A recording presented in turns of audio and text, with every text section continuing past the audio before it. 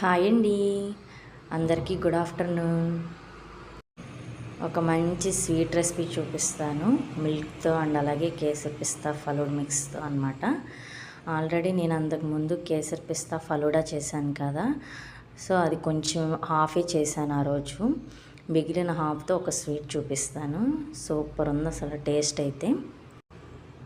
ఆ హాఫ్కి ఒక half litre milk తీసుకొని బాయిల్ అయ్యేదాకా బాయిల్ చేస్తూ ఉండాలి.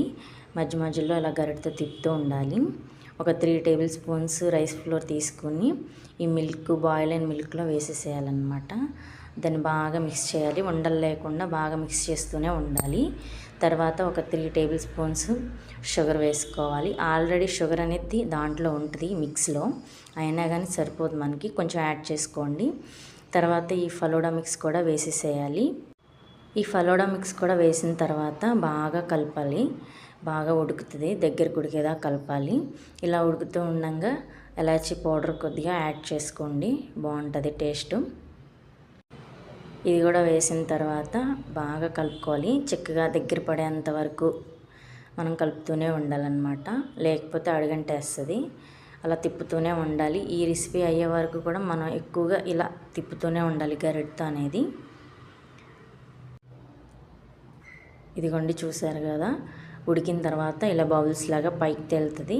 ఇంకా కొంచెం థిక్గా వస్తే స్వీట్ బాగుంటుంది, సో అందుకని నేను ఇంకా తిప్పుతున్నాను. ఇలా మొత్తం చేసిన తర్వాత ఈ రెసిపీ అనేది ఫైనల్గా ఇదిగోండి ఇలా ఉంటుంది. వీడియోలో చూపిస్తున్నాను కదా, ఆ కన్సిస్టెన్సీ రావాలి. తర్వాత ఒక గిన్నెలోకి తీసేసుకొని మనం సర్వ్ చేసుకుంటామే.